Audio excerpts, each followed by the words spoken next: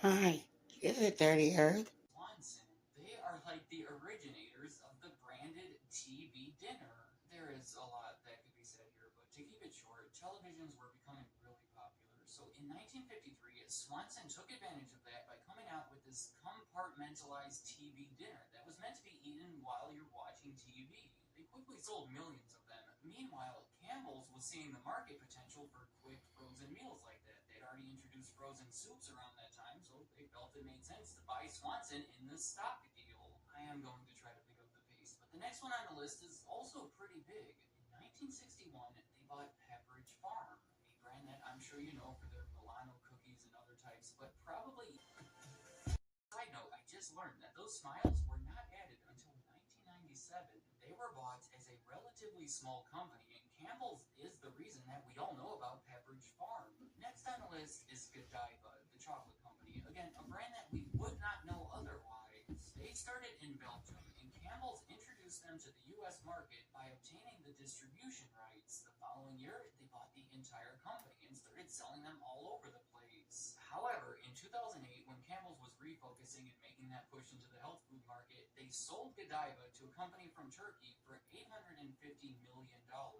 A more surprising one for the list is the fact that they started a pet food brand in 1969 that they sold to Heinz about 18 years later. And then, in the 1970s, they started getting involved with restaurants. Most notably, they bought a pizza chain in Oregon that they grew to 60 locations. Yet again, the connecting factor there is the tomatoes that they use in the sauce. They even started an entire restaurant division when they bought another chain called Annabelle's, but sold both of them by the end of the 1980s.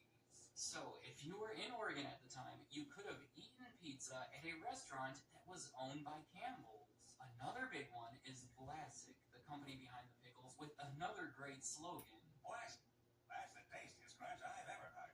In 1978, they were bought for $35 million. It was also significant because 10 years later, the man behind that company, Robert Vlasic, became the chairman of Campbell's. However, in 1998, Vlasic and a few other brands owned by Campbell's, including Swanson TV dinners, were spun off into their own company called Vlasic Foods. Next up is Prego, which in my opinion is the best spaghetti sauce that can be bought at the supermarkets. You know, from now on, I'm just going to let you figure out if it's a tomato product because it's going to keep happening. But I should mention it, that they didn't acquire this one. Prego is a Campbell's original creation, introduced all across the US in 1981. In 1988, they bought the barbecue sauce brand Open Pit that was spun off to Vlasic Foods 10 years later. The next big one was in 1995 when they bought Pace, the leader of salsa and other Mexican sauces. It cost them over $1 billion and marked their biggest acquisition to that point. Salsa had surpassed ketchup as the best-selling condiment a few years earlier, so this was seen as a high-potential market. Pace had already controlled an estimated 30% of it, so this was a bold move to become a big part of it. I'm going to jump ahead a bit directly to an acquisition even bigger than this one. It was in 2012 when they bought Bolthouse Farms for over $1.5 billion. They specialized in making these fresh smoothies and salad dressings, but were resold for only $510 million just 7 years later.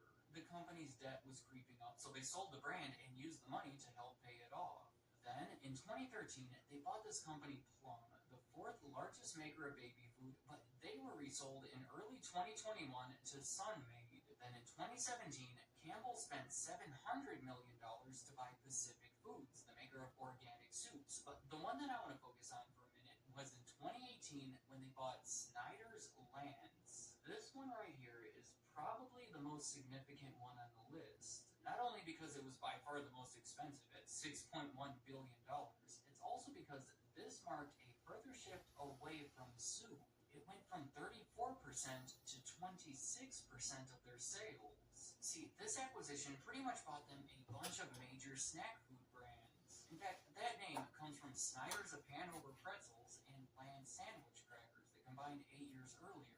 But the deal also included Cape Cod, Emerald Nuts, Pop Secret, and a few other similar brands. So now, Campbell's divides their company almost evenly into two segments: meals and beverages, which contains the soups and most of the other things we've already seen, and snacks, which is mostly the brands from Snyder's Lance, along with Pepperidge Farm.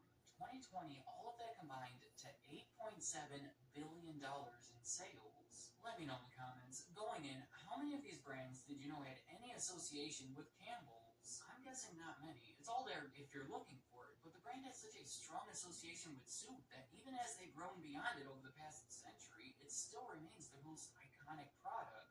So which ones were you most surprised to hear in? What do you see for the future? Will they ever be recognized as anything more than a soup company?